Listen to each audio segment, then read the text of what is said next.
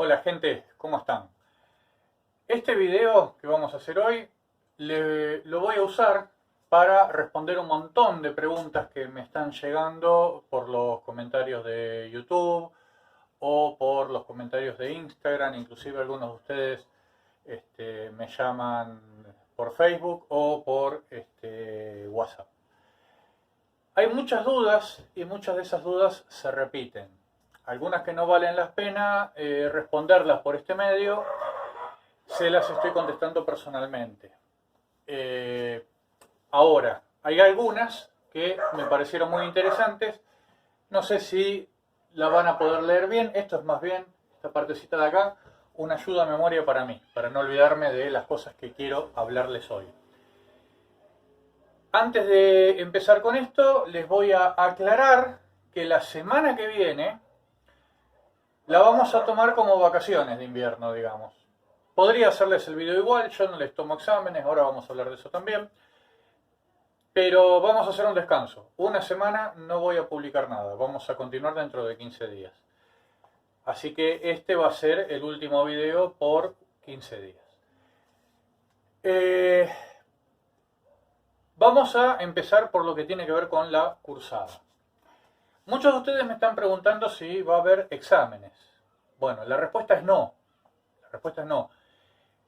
Este nivel 1, este curso nivel 1, digamos, que tiene que ver con la Universidad Nacional del Oeste, ustedes se inscribieron y se inscribieron gratuitamente y es todo de manera virtual. En la universidad les dijeron que van a tener un certificado de capacitación, de curso y todo eso. Bien. Yo les recomiendo que, si bien seguramente la universidad les va a dar ese certificado, no lo tengan muy en cuenta. Esto ya se los aclaré en videos anteriores. ¿Por qué? Por un lado, yo les estoy dando todos los conocimientos que puedo mediante estos videos. Les estoy tirando experiencias mías para que vayan viendo cómo se pueden manejar en ciertos atascos que tengan con alguna computadora. Pero realmente la experiencia que ustedes necesitan es la práctica presencial. A ver, yo les estoy enseñando a ustedes hace un par de videos a formatear una computadora, a ponerle los drivers y todo lo demás. Pero si yo se los enseño por video, por más que se vea todo lo que yo hago, yo necesito que ustedes lo hagan con sus propias manos. Que ustedes vean cómo es poner un pendrive, cómo es acceder a ese pendrive. De hecho, una de las últimas preguntas que me hicieron es ¿por qué un pendrive no es tomado por una máquina que se quiere formatear, una máquina viejita? Bien, hay 1000 maneras por las que un pendrive puede ser que no funcione. De paso le contesto a esta persona que me hizo esa consulta, pero a ver, hay un montón de maneras que en este momento no se me ocurren, no se me vienen a la memoria, pero de las pocas que tengo en la memoria puede ser que los puertos USB no sean compatibles, que la máquina sea muy vieja y el pendrive no sea compatible con los puertos viejos. A ver, no tiene mucho sentido para mí, pero pasa. Otra posibilidad, lo están poniendo en los puertos frontales, no es lo mismo los puertos de atrás de la computadora, que son los que salen directo del motherboard, que los puertos frontales, que son los que se conectan al motherboard mediante un cablecito. Ese cablecito puede estar estropeado, el mismo puerto puede estar estropeado. Como para contarles alguna experiencia que yo tuve, tenía una computadora que andaba perfectamente bien, la estaba usando para estudiar. Durante la carrera de la licenciatura de informática que hice aquí mismo en esta universidad, en ciertas materias de práctica profesional, por ejemplo, tuve que llevar la computadora entera a la universidad. Y utilizaba, en esa computadora, ponía un pendrive para guardar los laburos míos y los de mis compañeros. Un día dejó de funcionar un pendrive. ¿Qué pasó? Ni idea. No sabía en ese momento qué pasaba. Andaba todo bárbaro. O sea, acá en mi casa andaba perfecto, en la universidad anduvo perfecta. Un buen día ese pendrive dejó de funcionar. Lo voy a probar en otra computadora, nada, no había manera, el pendrive ya no servía.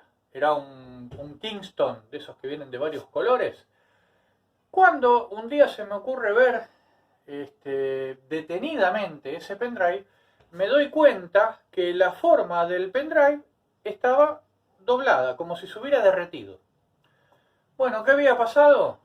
Y lamentablemente me di cuenta después de que un segundo pendrive dejara de funcionar, que los puertos frontales que se conectan con ese cablecito, de alguna manera me estaba quemando los pendrive. Y ese pendrive que estaba medio dobladito lo había casi derretido. ¿Por qué pasó eso? Bueno, ni idea, pero pasó. Entonces lo que ustedes tienen que identificar es ver bien cuáles son los problemas que tienen esas computadoras y a veces lamentablemente no tienen arreglo. Ayer un compañero de ustedes me trajo una All-in-One, una computadora de esas que HP que viene todo junto. Denme un segundo y se las muestro.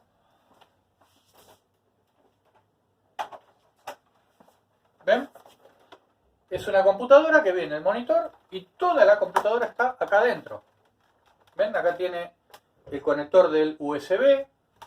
Lo pueden llegar a ver bien, el conector del USB. Acá tiene para ponerle más USBs. Tiene para ponerle una tarjeta de memoria, la placa de sonido. ¿Qué tienen estas computadoras?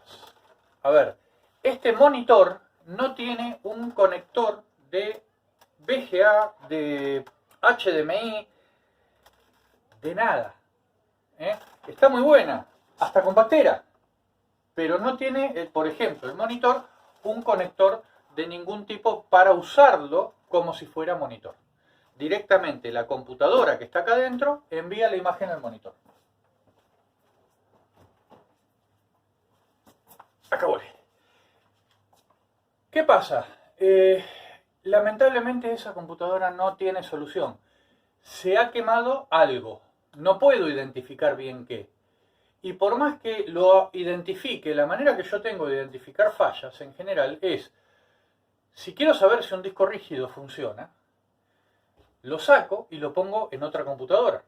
O sea, para poder arreglar esta computadora, yo ya de entrada necesito otra computadora. Yo las tengo. Yo me dedico a esto, a arreglar computadoras, entonces siempre tengo alguna viejita, otra un poquito más nueva, pero tengo maneras de testear. Y siempre está mi propia computadora que está andando bien. ¿Quiero testear una memoria? Necesito tener un motherboard que soporte esa memoria. Si alguien viniera a mi casa en este momento con una computadora vieja, con memorias DIMM, de las muy viejas, y me dice, che, me parece que la memoria no anda, ¿cómo sé? Y yo qué sé.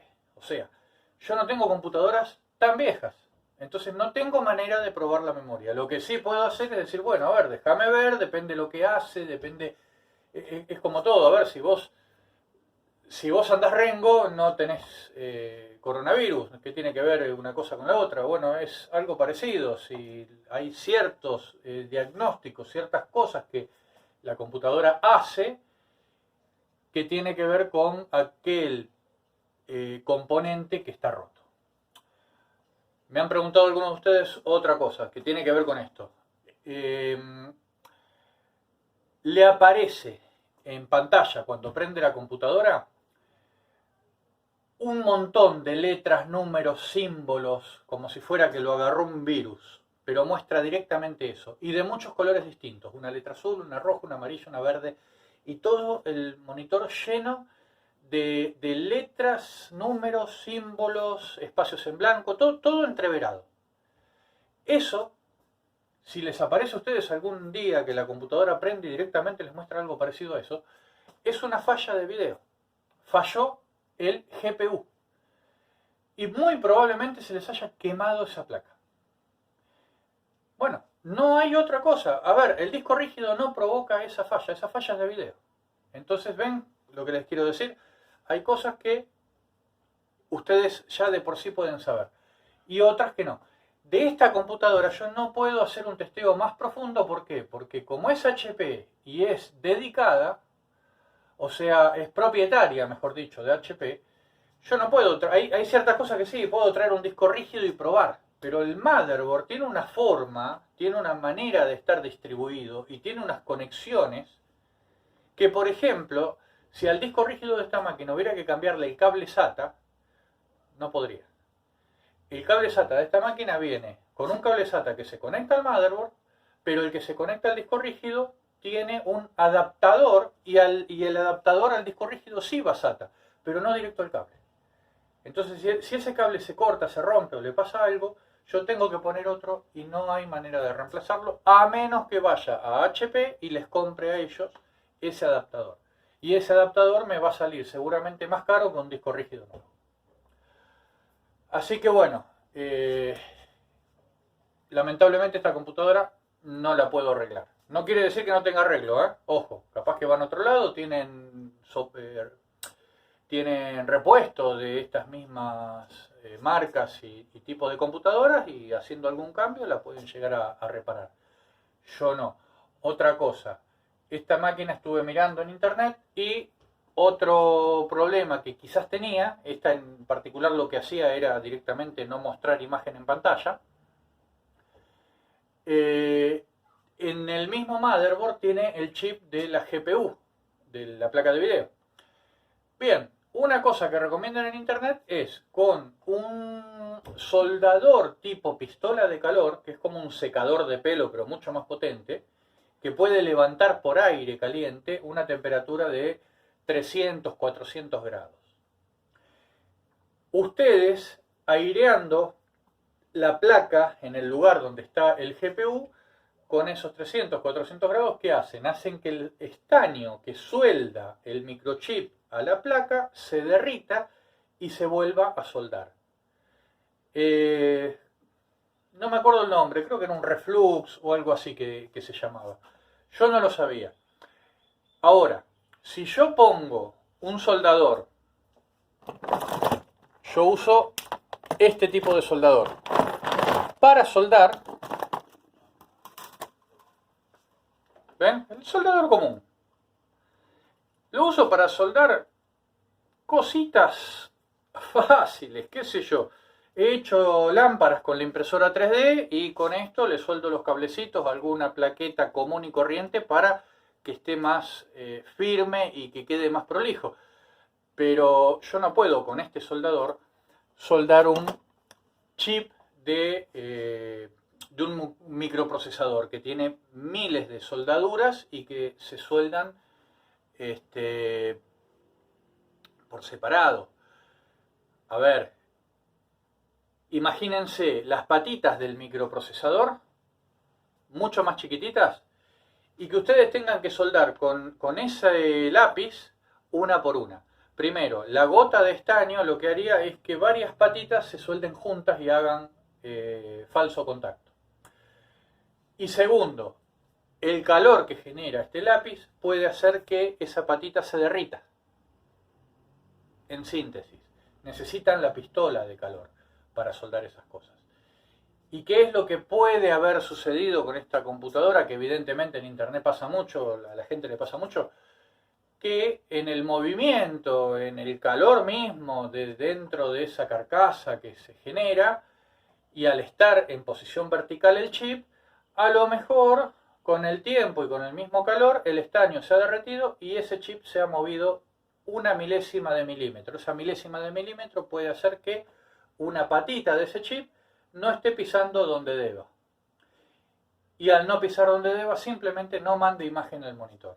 ¿Cómo se arregla eso? Con la pistola de calor se derrite todo el estaño y el chip se acomoda solo. Cuando ustedes la sacan, a los pocos segundos se enfría y se acomoda. Pero para eso hay que saber, hay que tener la herramienta y hay que tener algún conocimiento mínimo de electrónica, que nosotros no nos metemos en la electrónica. Podemos llegar a soldar, a reparar alguna cosita media grande, una fuente, por ejemplo, podemos llegar a tener la suerte de poder arreglarla, pero no un microchip, no una memoria RAM. Ustedes vieron lo que es la memoria RAM, cómo están soldados los chips a esa plaquetita y son miles de patas. No, olvídense, es imposible. Si tuvieran la herramienta exacta, sí, pero la verdad es que son herramientas muy caras. Bien, cambiando pero muy poquito de tema. Otra consulta que me hicieron fue de una computadora netbook. Cuando hablábamos de discos rígidos, una persona me decía que cuando va a mi PC, a mi equipo, a ver, se encuentra con que tiene 3 discos rígidos. Uno que es el común, el disco C, que tiene el sistema operativo y que es donde guarda las cosas. Y después tiene un disco D que dice recuperación, pero que no tiene acceso. Y un disco E que tampoco tiene acceso y es chiquito, no es demasiado grande. ¿De dónde salen esos discos? Bueno, todas las computadoras netbook o notebook son de marca, básicamente. Puede ser mejor o peor, pero todas tienen más o menos el mismo tipo de armado. El disco rígido es uno solo. Lo que ustedes están viendo ahí en mi PC es el disco rígido, el único que tiene particionado en varios lugares. ¿Qué es lo que hacen las marcas? Vamos a ponerle nombre a una, pero en realidad son varias. Asus, por ejemplo. ¿Qué es lo que hace Asus? Asus genera una partición que es para el sistema, que es la que hace Windows, sí o sí. Otra partición que es la que tiene el disco C. Otra partición que es la de recuperación. En esa partición de recuperación, lo que tiene Asus es una imagen del disco C, que está particionado en otro lado. Es una imagen del disco C funcionando con todos los drivers, con todo perfecto, pero vacío. ¿Qué quiere decir esto? Si ustedes recuperan esa imagen porque les ha fallado la computadora, se recupera y la máquina va a andar de vuelta como si recién lo hubieran comprado. Perdón. No es coronavirus, no tengan miedo. Creo. Estaba, la partición de recuperación. Ahí tiene toda la información de lo que es la computadora de fábrica. Entonces, si se rompe, se cuelga, les entró un virus o algo, cuando inicia la computadora, entran a esa parte mediante el menú de Asus. Estábamos hablando de Asus en particular, pero cualquier otra es más o menos lo mismo. Y bueno, apretando los botones que les va a decir en pantalla, ustedes lo que hacen es recuperar esa máquina para que esa máquina vuelva a funcionar. Pero lo más probable es que pierdan todo lo que se hizo hasta ese momento. La otra partición tiene las instalaciones limpias de ese Windows que trae de fábrica y de algún otro programita que traiga de fábrica. Bien, ¿cuál es la contra de esto? Primero, generalmente trae un Windows Home o un Windows Starter. O a lo sumo, como muy bueno, un Education, un educativo. Son 3 tipos de Windows que vienen en máquinas nuevas, que son originales, que son baratos, pero que son muy mediocres. Y aparte tienen todo esto de la marca, de que cada icono dice Asus, en fin, como se acuerdan cuando estaban las computadoras que entregaba el gobierno, que tenían 250 programas de paca paca, supuestamente educativos. Bueno, ya vieron lo que nos educa la televisión pública hoy en día. 7 más 10 da 80. Está bien, dejémoslo ahí, otro tema. Pero la cuestión, tenía un montón de programas que se instalaban en la memoria y todo eso hacía que la máquina, que podía rendir un poquito mejor, realmente sea lenta. Y estas máquinas compradas en general son lentas. Bueno, ¿qué es lo que conviene hacer ahí? Yo si comprara una hoy nueva, 0 kilómetros, para mañana ya la tengo totalmente formateada con un sistema operativo que me guste a mí. En general venían con Windows 8, nadie quería Windows 8. Ponele que 7 o ponele que 10, son dos muy buenos, pero el 8 no, caca. Bueno, para formatear eso había que borrar totalmente los discos. Entonces, como yo les enseñé en algún video anterior, entran a la instalación de Windows y donde van a ver 4 o 5 discos, que son particiones de un solo disco que existe en la computadora, simplemente eliminan, cuando les queda una sola imagen que dice que no tiene absolutamente nada, en esa imagen ponen instalar. Automáticamente les va a crear la partición de sistema, que sí es necesaria porque es de Windows, y la partición del disco rígido C. El resto no hacía falta y el resto es pura porquería. ¿Cuál es el riesgo de hacer esto? Ojo, los drivers. Si le van a poner Windows 10, no van a tener problema con los drivers. Si le van a poner Windows 7, prepárense a tener una lucha enorme con los drivers. Los drivers, por si no les queda claro, para algún perdido que haya quedado por ahí, son pequeños programitas o pequeños archivos que tienen instrucciones para que Windows haga funcionar cada periférico de la computadora. Por ejemplo, para que la computadora tenga sonido, Windows necesita saber cuáles son las instrucciones para manejar el componente que hace que la computadora reproduzca sonido por los parlantes. O para el micrófono, para que el sonido que nosotros hagamos lo grabe en la misma computadora.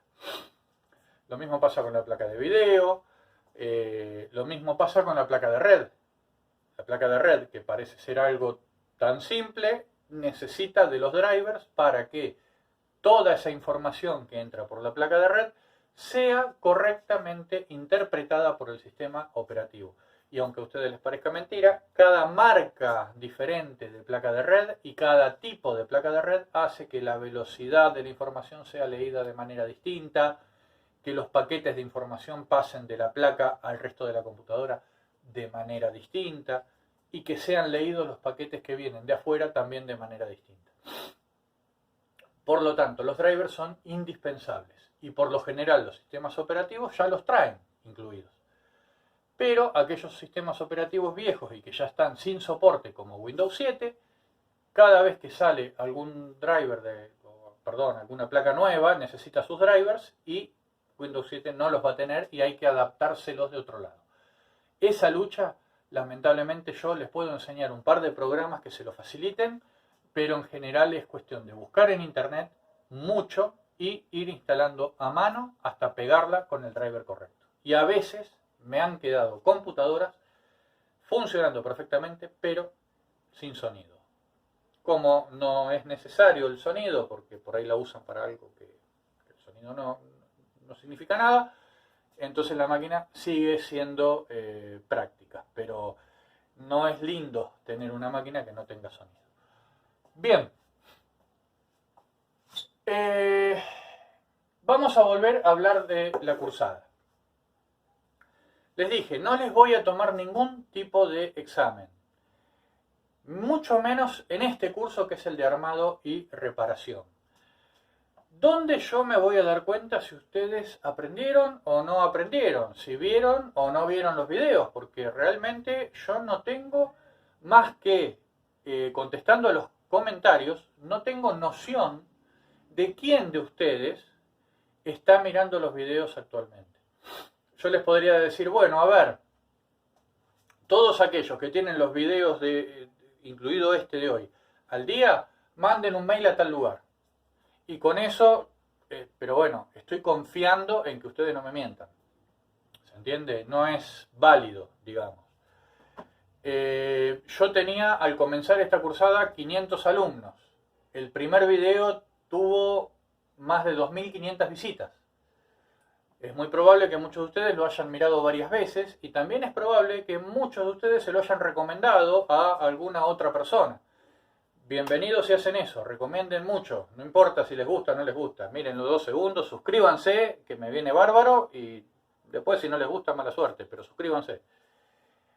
Más allá de eso, les decía, el primer video tuvo 2.500 visitas. El último tuvo algo así como 500. O sea, yo sé que está bajando el caudal de alumnos y eso es normal.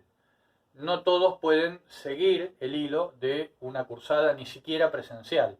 Es lo mismo que pasa en la universidad y es lo mismo que pasa en cualquier lado. No pasa en primaria y secundaria porque los obligan a ir, pero si los pibes pudieran tener la opción de decir, yo acá no quiero saber más nada, les aseguro que más de la mitad de los chicos se van de la escuela. Por eso los obligan. Acá no hay obligación para nadie. El que no le gusta, se puede ir y tranquilo, todos amigos. Bien, ¿cómo les voy a tomar el examen entonces? Bueno, primero, mientras la cursada sea virtual, no va a haber examen. Simplemente voy a tirarles los videos una vez por semana, les voy a tirar temas nuevos, ustedes me pueden proponer alguna cosa y yo veo si se las puedo dar o no. De hecho, hoy les voy a dar un tema nuevo acá en el pizarrón que me preguntaron y que la verdad no pensaba darlo, pero es interesante, así que se los voy a contar. Pero bien, en fin, no hay examen. ¿Cuándo me voy a dar cuenta? Eso les decía yo. Si el nivel 2, esto sería el nivel 1 lo que están haciendo. El nivel 2 tendrían que estar anotándose en la universidad y hacerlo de manera presencial. Para hacerlo de manera presencial, vamos a suponer que ustedes se mantienen todos los mismos desde el primer día, que eran casi 500 alumnos anotados. De manera presencial, en el salón no me entran más de 20. Entonces estaríamos necesitando 25 cursadas de 2 horas mínimo cada una para que estén todos los 500 que están haciendo el nivel 1 haciendo el nivel 2 en el primer cuatrimestre del año que viene. Yo pensaba que se iba a poder hacer para el segundo de este, pero para como viene la cuarentena en forma presencial va a ser, me parece que imposible. De todos modos, si ustedes lo hacen de forma presencial, todo esto que es teoría, porque lamentablemente no hay otra cosa que teoría, a menos que ustedes tengan en sus casas componentes y puedan ir practicando, lo pueden hacer de manera práctica. O sea, yo les voy a dar computadoras, bueno, formateame esto, ponele Windows 7 a esta, ponele Linux a esta, hacer cosas, en fin, van a aprender cosas por ahí un poquito más, perdónenme la palabra, más quilombo, pero lo van a tener ahí y me van a tener a mí para corregirlos en el momento y ahí van a aprender más. Y yo voy a ver en el momento quién lo puede hacer bien y quién tarda 3 años para formatear una computadora. Ahí es donde les voy a tomar un examen. Mientras tanto, tranquilos, mírense todos los videos, repítanlo. Yo igual, aunque esto se termine a fin de año, si tengo más videos para colgar, voy a seguir colgando. Así que por más que la cursada por medio de la Universidad Nacional del Oeste se termine, ustedes sigan conectados al canal, porque videos van a seguir apareciendo. Ya soy un youtuber famoso, así que olvídense. Justamente, otra pregunta. Alguno de ustedes me preguntaba, ¿es lo mismo si entro directo a YouTube y no por el campus? A mí no me cambia nada. El tema es que ustedes puedan ver el video. La única diferencia es, en algún momento, tal vez yo consiga alguna documentación. No para armado y reparación. Difícil para armado y reparación. En todo caso, les digo, así como estamos ahora, les tiro una página de internet y ustedes se meten y lo investigan. Pero en redes tengo algunos manuales. Y tal vez algún manual les pueda llegar a conseguir para armado de reparación, alguna cosita vieja, algún manual justamente de este tema. Pero ¿cuál es el tema? Esos manuales yo no los puedo colgar en YouTube. Los voy a colgar en la página del campus de la universidad. Así que, y si no, bueno, me lo piden mediante mail. Pero es la única razón por la que yo les diría sigan estando en contacto con el campus. Más que nada para ver si no hay alguna cosa que no aparezca por la página de YouTube y que aparece por el campus. Pero si no, si ustedes se quieren conectar directo por YouTube o por el campus, me da exactamente lo mismo. ¿Qué más? Bueno. Intercambios virtuales. En algunos videos anteriores yo les mostré la página de intercambios virtuales y después muchos de ustedes me preguntaban si las cosas, por ejemplo, las ISOs de Windows que se bajan desde intercambios virtuales, tienen su número de serie, etcétera, etcétera. La respuesta es no, hay que activarlas. Y es lo mismo que yo les digo siempre, usen todo original, no pongan cosas truchas, original es lo mejor. Sacando eso, después vayan a intercambios virtuales que ahí van a encontrar un montón de programas para probarlos. Una vez que los probaron, si los programas les gustan, se compran el original que puede valer qué sé yo, un AutoCAD, unos $2000 o cosas así, que cualquiera lo puede pagar. Así que no se hagan problema, compren todo original cuando le vayan a dar uso y usen intercambios virtuales para probar las páginas. Bien, pregunta, ¿cómo saber si Windows 7 o Windows 10 es lo que más me conviene para meter en la computadora? Y si de 32 o de 64 bits. La respuesta es muy simple. Si una computadora tiene más de 2 GB de memoria, 3, 4 o más, pónganle, recomendación mía, a menos que no les guste para nada, recomendación mía, pónganle Windows 10.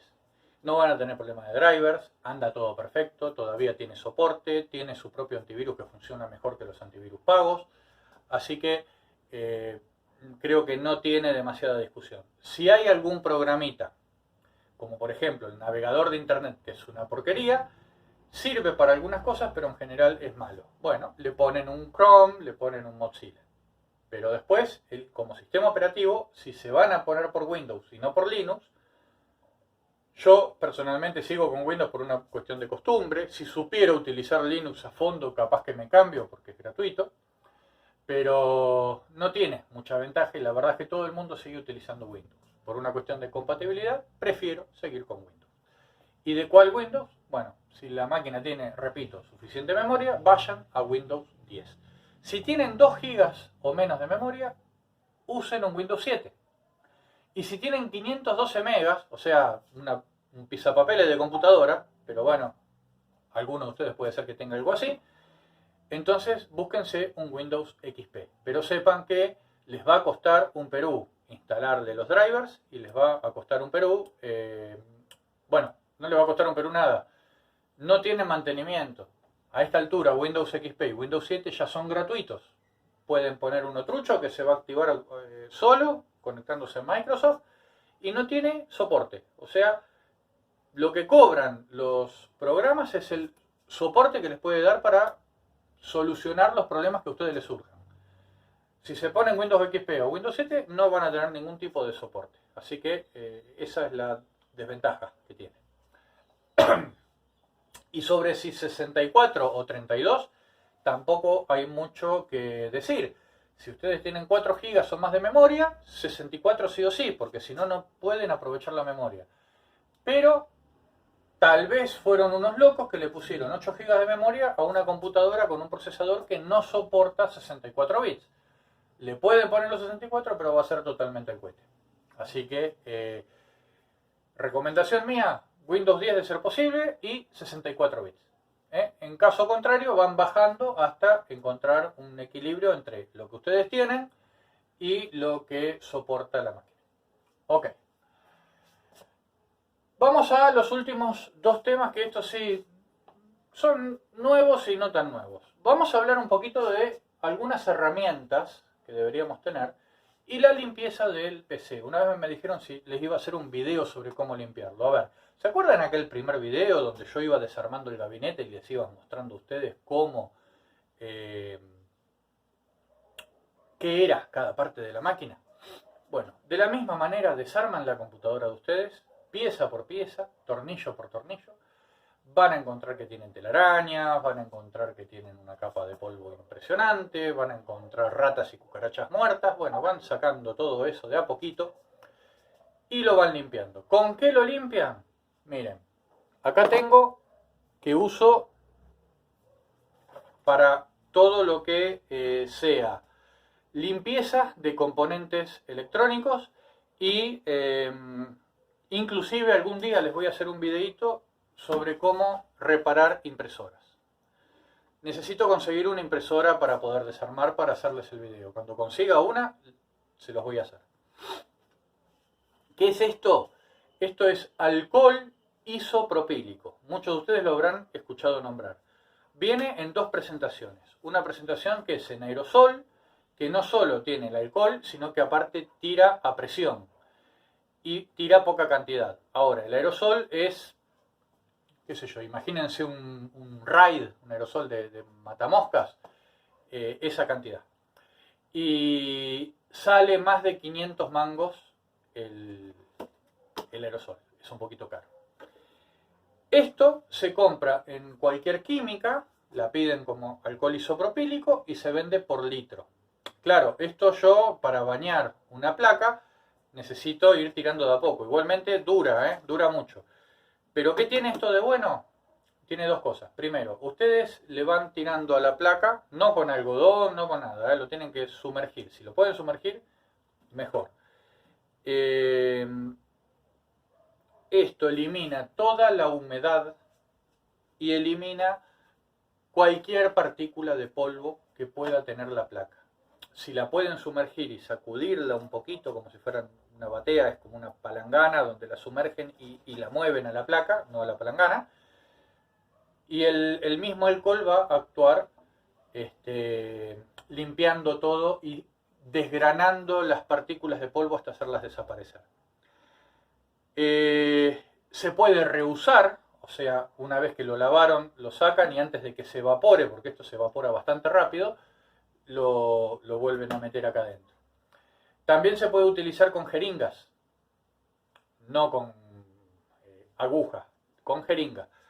Yo utilizo con algunas jeringas chiquititas y cuando necesito tirar a presión, le pego el jeringazo y sale un poquito de alcohol isopropílico de lugares como por ejemplo debajo de las memorias, debajo de los procesadores, lugares que son inalcanzables de ninguna manera y con eso se puede limpiar. Antes de tirarle esto, si tiene mucho polvo, lo conveniente es limpiarlo con un cepillo de cerda blanda. ¿Qué quiere decir esto? Hay cepillos o pinceles de pintura cuya cerda es bastante durita. Bueno, eso no, porque pueden llegar a desoldar algo, pueden llegar a doblar algún pin, en fin, es bastante delicado, madre. Pero de cerda blanda no va a ser ningún problema. Y con eso ustedes le sacan todo el excedente de tierra, de polvo, de pelusa, y después sí, sumergen en alcohol isopropílico a la plaqueta, la sacuden un poquito y ya va a quedar como nueva. Les aseguro que queda como nueva. Si hay alguna parte de la plaqueta que no tenga pines, que no tenga conexiones y ustedes la quieren limpiar para venderla y hacer pasar algo que ya tiene 35 años como si fuera que la compraron ayer, esto se los deja brillante y espectacular. Esto me limpia el pizarrón. Si tuviera la mala suerte de equivocarme y en vez de poner una fibra al agua, esta es para pizarrones, si le pusiera una de las permanentes, con alcohol isopropílico lo limpia mejor que el alcohol común. Y les decía, quita la humedad y se seca rapidísimo.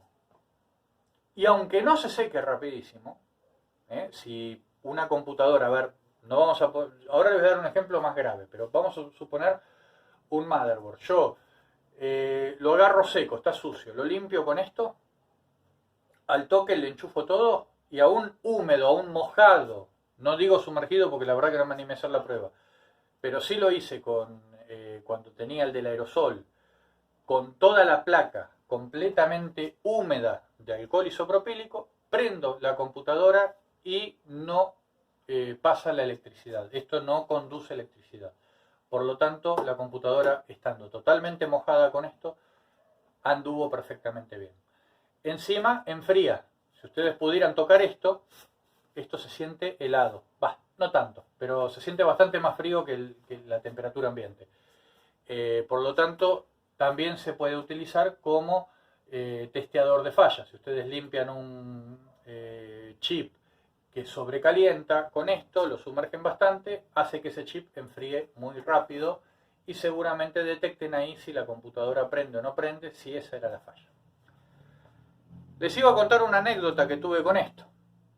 Un pendrive. Ustedes saben lo que es un pendrive.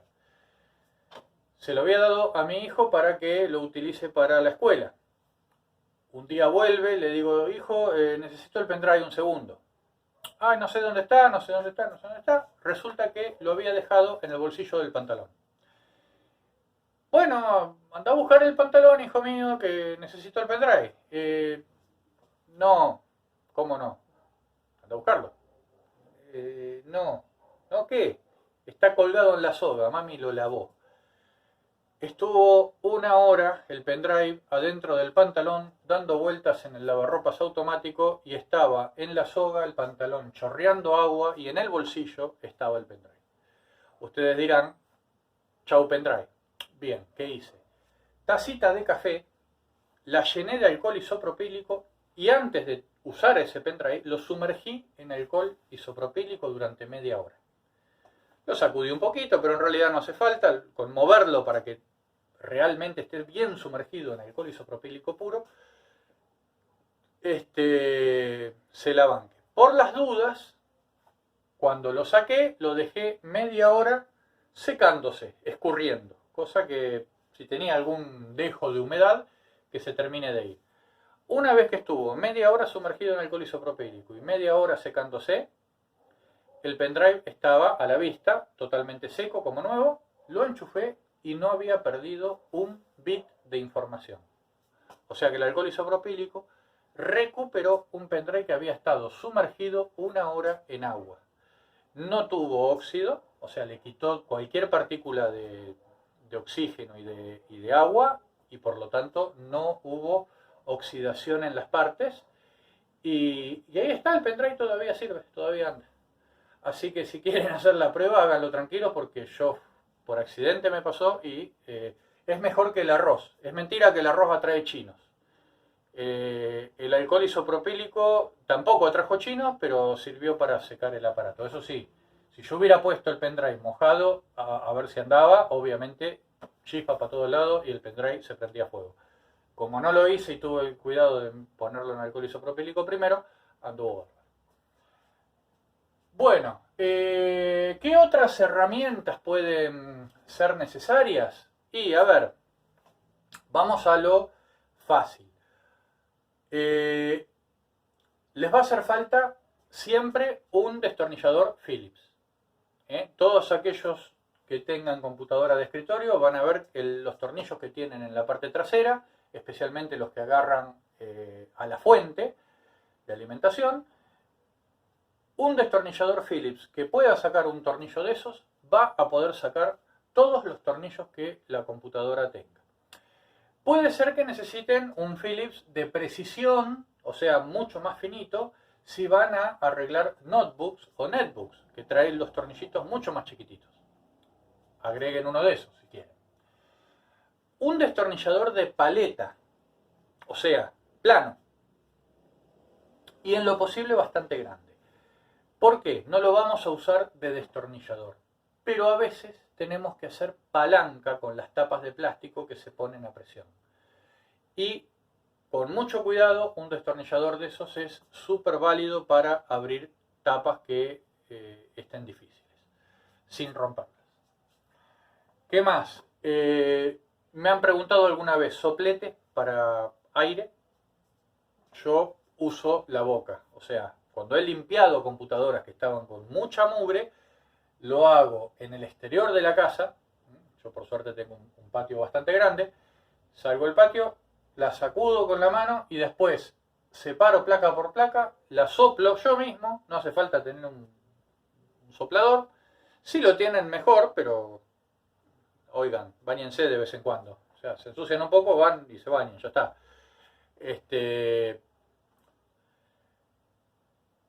Así que no, soplador no hace falta.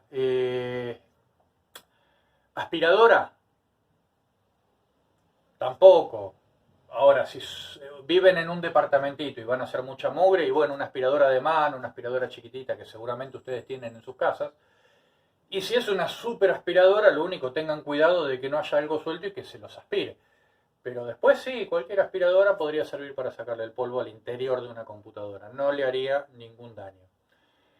¿Qué otra cosa les puede servir? Una pinza pelacables. Hay muchos cablecitos que son los que salen de la fuente, que ustedes pueden hacer empalmes, pueden hacer cosas, bueno, también de fuentes viejas, de discos rígidos, no de discos rígidos, perdón, de motherboard viejas que quieren adaptarle partes o ventiladores que quieren ponerle a la máquina, bueno, cualquier cosa eléctrica, ustedes saben cómo pelar cable y obviamente cinta aisladora para taparlo. tengan una jeringa que se los mostré en videos anteriores, de la pasta disipadora para ponerle a los procesadores.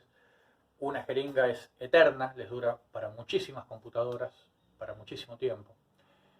Me han preguntado si vamos a usar soldador y tester. Yo tengo soldador, tengo dos de hecho, y tengo tester. La realidad, los uso cada muerte de obispo, no es necesario. Les voy a enseñar un par de detallecitos muy a mi manera, que si algún técnico electrónico que sepa soldar o que sepa testear va a ver mis videos y me va a criticar mal, porque les voy a enseñar lo que ha hecho este energúmeno con algunas placas. Las he arreglado y al día de hoy siguen funcionando monitores o cosas, pero de pedo. O sea, no es recomendable. No les voy a decir ese video es la hostia para el que quiera aprender a soldar o a testear. Pero les puedo enseñar dos o tres cositas que a mí me sirvieron, que las aprendí solo, que casi nadie me las enseñó. Digo casi porque algún manualcito me leí, alguna cosita, pero realmente es todo muy prueba y error. Y cuando hagan algo, les voy a decir, estén muy atentos a hacerlo sobre algún componente que si se rompe, se quema o se destruye, no les duela. Porque si les va a doler, no le metan mano y mándeselo a alguien que realmente sepa lo que hace. Así que no es necesario, pero el que lo tiene y se anime, bienvenido sea. No hay otras herramientas que sean necesarias para nosotros. Sí, les diría herramientas de software, o sea, un pendrive, el Easy to Boot, un disco rígido externo. Todo eso sí es necesario por si tenemos que ir al domicilio de algún cliente y salvarle archivos. En ese caso sí. El pendrive con el Easy to Boot para tener varios instaladores, para tener listos. Uno nunca sabe con qué computadora se va a encontrar, entonces necesitamos un Windows 7, un Linux, un XP, un 10. Así que bueno, no se me ocurre otra cosa. La verdad no se me ocurre otra cosa, yo no uso otra cosa. En el caso que arreglen una computadora y esa computadora por falta de drivers se quede sin internet y ustedes necesiten internet para terminar de configurar un equipo, yo usé mi celular, que es con el que los estoy filmando, es un Motorola. Lo conecto mediante el cable USB a la computadora y le pongo que comparta multimedia. O sea que mediante el USB me comparta el multimedia.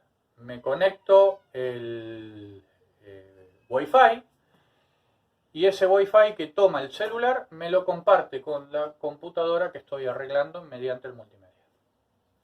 Así que eso también lo pueden tener como una herramienta disponible. Y si no, se compran un pendrive de esos que vienen con la antenita y es directamente dedicado a recibir conexiones Wi-Fi.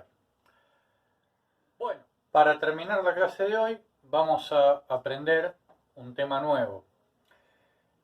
Lamentablemente este tema no se los puedo enseñar en la práctica, va a ser pura teoría y va a tener mucho para que ustedes investiguen y por cuenta de ustedes traten de ver si lo pueden poner en práctica.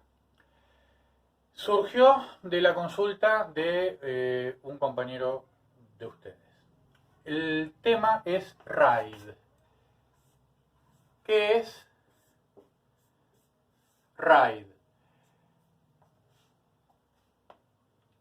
A ver, imagínense un servidor, una computadora con varios discos rígidos.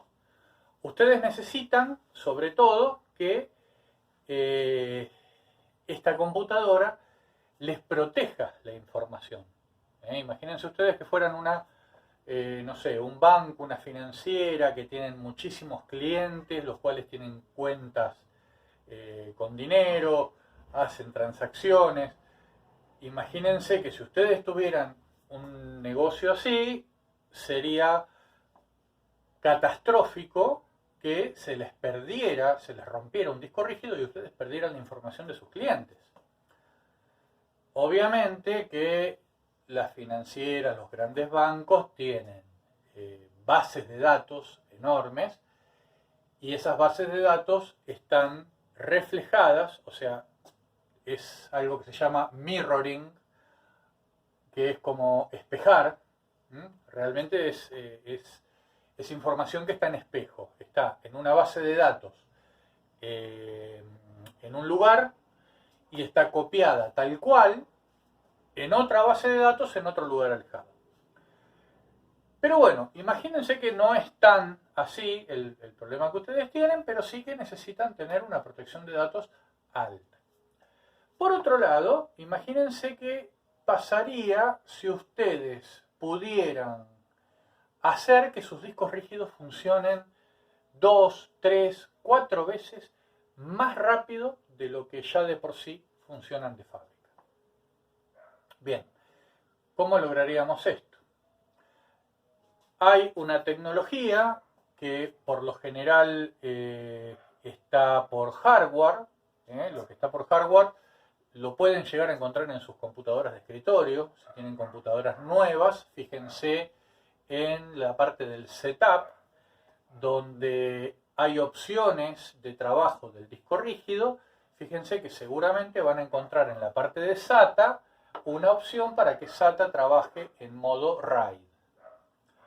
Pueden investigar en internet más cosas, pero básicamente yo les voy a contar hoy cómo es que trabaja esto y si vale la pena utilizarlo en sus casas o para sus clientes. Bien, vamos a empezar. La mayoría de nosotros tiene una computadora con un solo disco rígido. Vamos a suponer, por una cuestión práctica, el tamaño de ese disco rígido en 1 terabyte. Entonces supongan eso, que en sus casas tienen una computadora de 1 terabyte. ¿Cómo funciona esa computadora? Bueno, un disco rígido más o menos, medio pelo hoy en día, 7200 revoluciones, 7200 RPM. Vamos a tener en cuenta qué pasa cuando escribimos en ese disco y cuando leemos de ese disco. Yo ya les enseñé cómo trabaja un disco rígido mecánico, y ustedes ya saben cómo hace para escribir un archivo y para leerlo. Perfecto. Vamos a ver qué pasa con RAID. Vamos a suponer que el archivo que queremos escribir es la palabra, iba a decir mamá, pero como se repite, vamos a poner la palabra pera. Es un archivo que tiene 4 bytes. La palabra pera. Hay diferentes tipos de RAID. El más básico es el RAID 0. El RAID 0 utiliza 2 discos rígidos preferentemente iguales, y como estábamos hablando que en nuestra computadora tenemos un disco rígido de 1 tera, vamos a suponer que todos los discos que vamos a utilizar en esta explicación son de 1 tera. ¿Sí? En nuestra computadora tenemos un solo disco de 1 tera y para copiar el archivo pera tarda 4 segundos. Eso sería una computadora normal. Esto es hipotético. No quiere decir que si escribimos la palabra pera en Word, copiamos Word, ese archivo de Word a otro lugar del disco rígido y nos va a tardar 4 segundos. Seguramente tarda 2 milésimas. Pero bueno, vamos a suponer que el archivo que nosotros queremos copiar en este disco rígido, en una computadora común de nuestras casas, tarda 4 segundos. Ok. El RAID 0 lo que hace es copiar el archivo pera, copiando la letra P acá, y al mismo tiempo, porque el RAID trabaja en paralelo, copia la letra E acá. Al segundo siguiente copia la R acá y la A acá. O sea que lo que en este disco, en mi máquina común y corriente, tarda 4 segundos, acá va a tardar 2 segundos por disco. Y no es 2 más 2, 4, o sea, no va a tardar 4, porque como es en paralelo, tardó 2 segundos acá, 2 segundos acá. En total tardó 2 segundos. Por lo tanto, el RAID 0 lo que hace es que en la lectura y escritura del disco rígido, hace que 2 discos de 1 tera trabajen como uno solo. Porque estos 2 discos que están acá, en mi PC, se ven como uno solo. ¿Qué tamaño tiene ese disco C? 1 tera más 1 tera, 2 terabytes. Eso es RAID 0. ¿Cuál es el problema de RAID 0? Si a mí se me rompe un disco, pierdo la información de los dos, porque la está repartiendo permanentemente un poquito en cada disco. Entonces, si yo tengo 2 discos de 1 tera trabajando como uno solo, pero si se me rompe uno, lo pierdo todo. Así que esto no tiene posibilidad de backup. Sí gana velocidad, pero nada más. Otra cosa es que la inversión que hacemos en pesos de 2 discos de 1 tera se ve reflejado en 2 discos en 2 teras. ¿Sí? Vamos a ver ahora el RAID 1. ¿Qué es lo que hace RAID 1? Bueno, RAID 1 también utiliza 2 discos.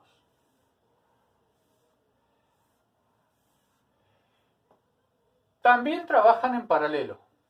O sea, al mismo tiempo que trabaja uno, trabaja el otro. La diferencia del RAID 1 es que escribe acá la letra P y acá también. Acá la E, acá la E, acá la R, acá la R, acá la A y acá la A. Por lo tanto, me va a tardar para copiar el archivo Opera 4 segundos, porque tardó 4 para este disco y 4 para este otro. No gano velocidad. Es más, como los controladores tienen que trabajar con 2 discos, es probable que el procesador o la memoria o el controlador pierdan algún segundo más para poder hacer que el mirroring funcione, o sea, el espejo, el espejado de ambos discos funcione bien. Por lo tanto, puede ser que sea un poquito más lento. ¿Pero qué gano con el RAID 1 entonces? Bueno, gano backup. Si se perdiera cualquiera de los 2 discos, en el otro disco estaría la información protegida. O sea, en este tipo de RAID tengo la información asegurada si se me rompe uno de los discos. ¿Qué me está ocurriendo acá? Y bueno, si se rompe los 2 discos, igual pierdo todo. O sea, este es otro tema de backup. En backup a veces tenemos esto, que es mirroring, pero a veces el mirroring es a distancia, como les contaba hoy. Dicen por ahí, no lo puedo afirmar, no lo puedo asegurar, pero alguna vez escuché que, por ejemplo, la empresa Telefónica de Argentina, todos los datos que tiene de todos sus de toda la gente, de todos los teléfonos, todos los que están abonados, tiene toda la base de datos en un lugar, y ese lugar está uno en Pilar y el otro está en Córdoba. O sea, si explotara una bomba atómica en Buenos Aires, que nos quisieran eliminar del mapa, así todo, Telefónica tendría a todos los clientes asegurados con todos sus datos en Córdoba. Y todos los datos que se copian en Buenos Aires al mismo tiempo se están copiando en Córdoba. No lo firmo, no sé si es verdad, dicen que dicen, pero como ejemplo es válido porque muchas empresas lo hacen así. En un lugar tienen los archivos originales y en otro lugar muy alejado tienen un backup donde esos archivos originales están permanentemente siendo copiados. Si una de las dos bases se rompe o sufre un atentado, la protección de archivos hace que la otra base automáticamente esté disponible. Entonces nunca se quedan sin disponibilidad de nada. Eso mismo pasa con los bancos, por ejemplo. Ustedes nunca van a tener una caída del sistema donde el banco les va a decir, che, toda la plata que tenés en tu cuenta no te la puedo dar porque se cayó el sistema y la verdad que no sé ni lo que tenías, así que perdiste todo. No, eso es imposible. Vamos a seguir con esto. Ah, otra cosa. Esto también trabaja como un solo disco. O sea, esto es disco C. Y este disco C no va a tener un tera. No va a tener 2 teras, va a tener 1. ¿Por qué? Porque cada tera que se copió acá, automáticamente se copió acá. O sea que nosotros en el disco C no vamos a ver 2 veces los archivos, lo vamos a ver una. Pero estamos usando 2 discos de 1 tera. Como está en backup, haciendo espejado, en realidad nosotros en mi PC, cuando vamos a investigar, vemos que el disco es 1 y el disco es de 1 tera. Hay otro RAID que es el 5, el RAID 5. Yo les voy a poner un ejemplo de 5 discos. Vamos a poner, a ver, 1, 2, 3, 4, 5. Pero sepan que la n cantidad de discos que puede haber en un RAID 5, en realidad tiene que ser mayor, esto cómo se pone, así, mayor a 2. O sea, RAID 0 y RAID 1 tienen 2. Si uso 3 o más, mayor de 2, ya pasa a ser RAID 5. ¿Hasta cuándo? Y hasta lo que aguante la computadora. Si tenemos un servidor donde podemos poner 20 discos rígidos, bueno, va a tener 20 discos rígidos en total. No tiene un límite. Ahora, ¿cómo trabaja esto? Vamos a suponer en nuestra computadora donde vamos a escribir la palabra pera. Tenemos entonces 5 discos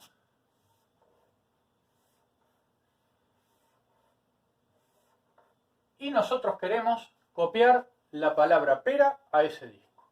¿Qué va a hacer el RAID 5? Va a copiar la P en el primer disco, la E en el segundo, la R en el tercero y la A en el cuarto. Y en el quinto va a tomar la palabra pera, va a hacer un algoritmo, un cálculo en cuanto a los bits, que son ceros y unos, y por cada byte va a crear, de acuerdo a cada uno de los 4 bytes, va a hacer una cuenta y va a crear un byte de backup. Ese byte de backup, la única manera de llegar a ese byte es teniendo estas letras. ¿Qué ocurre acá? Imaginemos que se me rompe un disco cualquiera. Si se me rompe el de backup, no me importa porque acá tengo todo el archivo. Pero si se me rompe cualquiera de estos, este backup lo que hace es, a ver, acá tengo una E, acá tengo una R, acá tengo una A. Tengo 3 bytes que conozco. ¿Cuál es el cuarto? Bueno, agarro el resultado de esto, le resto estos 3 y me va a quedar que esto tiene que ser sí o sí una P. Entonces, si se rompe este disco, lo reemplazamos por otro y el RAID número 5 automáticamente saca las cuentas del backup y me lo está reponiendo inmediatamente. O sea, me está haciendo el backup con un solo disco. Si tuviera 3, 2 se usan para poner los archivos y el tercero es de backup. Pero el backup no es solamente de este disco. No, para hacer esto todavía más efectivo y con menos posibilidad de error, si después queremos escribir la palabra gato, por ejemplo, no va a empezar acá, sino que va a empezar acá y va a escribir G-A-T-O. TO y el backup lo hace acá. ¿Se entiende? Si queremos escribir la palabra mamá, escribe MA y el backup lo hace acá. Fíjense que va rotando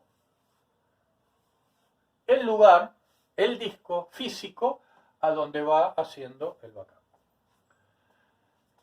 Bueno, bárbaro. ¿Qué ganó con esto? En este sistema que hicimos nosotros, N es igual a 5. Son 5 discos. Perfecto. ¿Cuál es la velocidad que voy a tener acá? Vamos a ver en la práctica con la palabra pera cuánto tardaría. Si por cada letra me tarda un segundo, yo escribí la P, me tardó un segundo. Escribí la E acá, me tardó un segundo. La R la escribí acá, me tardó un segundo. Y la A la escribí acá, me tardó un segundo. Esto no cuenta el backup, en realidad, porque está fuera de lo que sería el archivo comparativo. Por lo tanto, como lo hace todo paralelamente, me tardó en total un segundo. Vamos a ver cuál es el cálculo que hay que hacer de esto entonces. ¿Cuánto voy a ganar? Y lo que me dice acá es que la velocidad del disco rígido la va a multiplicar por n menos 1. O sea, 5 menos 1 es 4. La velocidad inicial de este disco me la multiplicará por 4. Como la multiplica por 4, antes tardaba 4 segundos, ahora tarda 1. O sea, eso es la velocidad que estoy ganando. Es mucho más rápido el RAID 5 que el RAID 2. Más discos le ponemos y ante un archivo más grande, mucha más velocidad le vamos a ganar. Ok, ¿y el tema del backup? Bueno, el tema del backup todavía más, ya lo vimos que lo hace. Pero lo hace si se rompe un disco. ¿Qué pasa si se rompen dos? Bueno, ya el cálculo no se puede hacer porque hay muchas letras o muchos símbolos que podrían estar acá. En realidad, para cada byte son 256 símbolos. Si el valor de P fuera 50, y acá me tomó que el valor de esto es, no sé, vamos a poner un valor cualquiera, 95. A vale 1, R vale 30, E vale 34, quiere decir, perdón, 34, vamos a poner que A vale 2, quiere decir que P vale 29. Sí o sí, entonces, cuando esto saca el cálculo, resta lo demás y sabe que lo que tiene valor 29 es la letra P. Pero si me faltaran dos incógnitas, ya no estoy tan seguro, porque si E vale 30 y P vale 29, y me faltan las dos, yo puedo hacer que una me valga 1 y la otra valga 58. Ya estoy teniendo dos letras totalmente distintas. No las puedo recuperar. Hay otro algoritmo que trabaja con eso, que es el RAID 6, pero es una tecnología ya mucho más avanzada y que se utiliza para grandes empresas. Bastante más cara, en fin, tiene detalles en los que nosotros, simples usuarios, no podemos caer. Sí tenemos RAID 5 para eso. Ahora, ¿cómo se ve esto en la computadora? Fíjense que compramos 5 discos de 1 tera. ¿Cómo lo vemos? Bueno, lo vemos todo como si fuera un solo disco,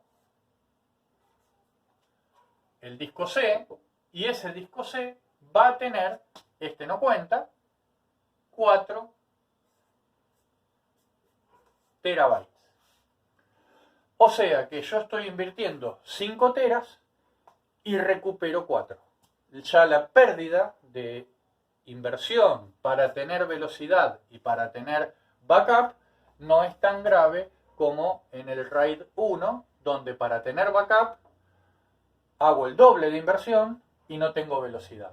O en el RAID 2 hago el doble de inversión, tengo velocidad, tengo la inversión completa, pero no tengo backup.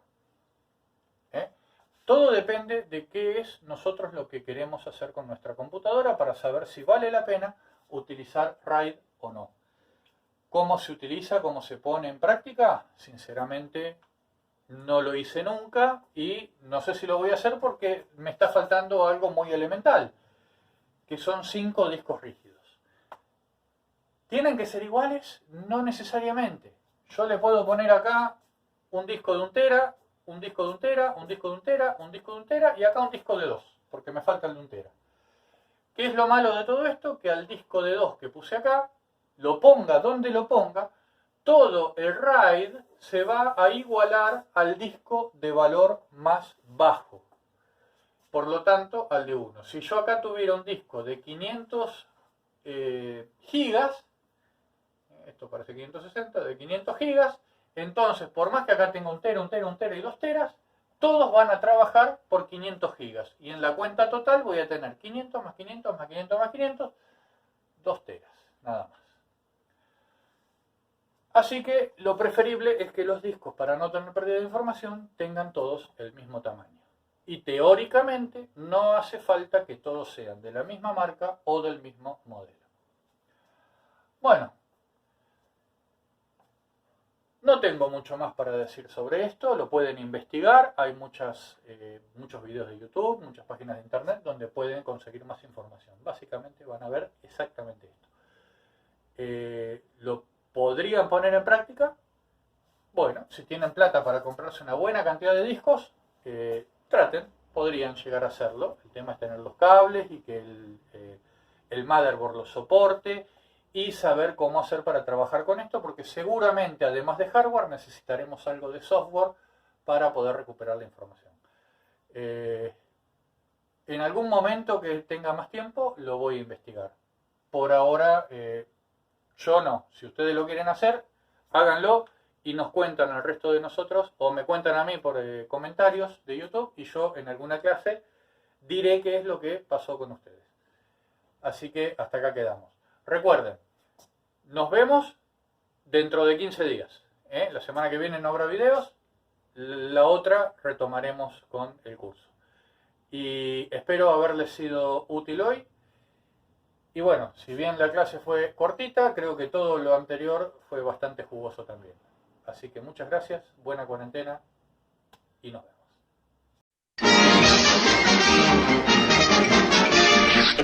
Eso es todo, amigos.